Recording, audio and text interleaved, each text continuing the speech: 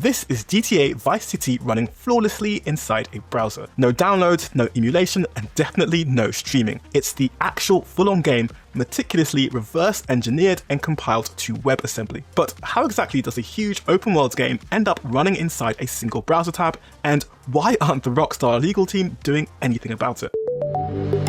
If you'd have told me 23 years ago when Vice City was released that I'd be able to play the whole game inside my browser before the release of GTA 6, I would have thought you were crazy, you were insane. But because of modern web technology, we've been able to get to this stage. And in order to understand how we got all the way here, we need to go all the way back to this. COVID-19 cases are rising in the US. Of COVID-19. Cases of COVID-19. Because back in 2019, just before COVID, the GTA modding community released a project called RE3, the beginnings of an attempt to reverse engineer the GTA 3 source code, which is an incredibly difficult task that involves converting the machine code to assembly using a deassembler, then using a decompiler to guess the higher level code, in this case C++, from assembly, which can be done with a tool like Gindra to do both of those steps. Of course, there would still be a lot of manual cleanup required to make the code readable. But because of COVID a bit later on, contributors had way more time on their hands and were able to get a standalone executable of RE3 released by April 2020 that contained around 180,000 lines of code. Wow. But not only that, they were actually able to finish reVC, a reverse engineered version of Vice City, a few months later by December of that same year, and add a ton of improvements, which led to a port of the game on the Nintendo Switch, PlayStation Vita, and even the Wii U. But Take-Two's lawyers were not going to take this sitting down.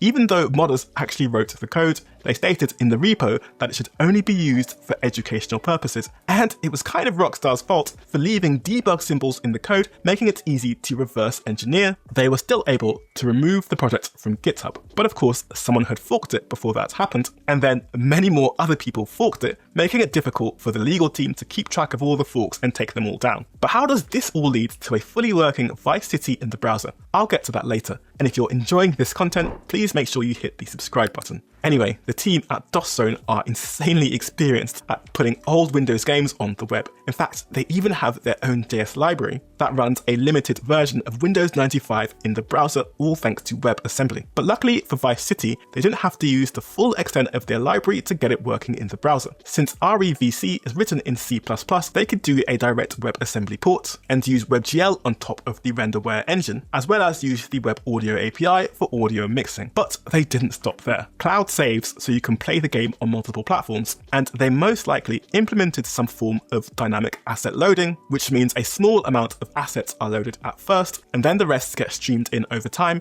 in order to keep the browser memory low, which is amazing work that has made the game insanely popular. So popular that they've had to remove the demo from their website. But if you've purchased Vice City and have proof, you can play the browser version to your heart's content. But it looks like DOSZone don't have a version of GTA 3 on their website. And if they've been able to get Vice City working, then GTA 3 should be easy, right? So they might put those up in the future. Or they could just open source the code so people like me, who didn't get a chance to play it when it was available, can play it locally on my machine. And I'm sure if enough people fork it, the Take-Two lawyers won't be able to take it down, right? Oh, maybe I shouldn't have said that.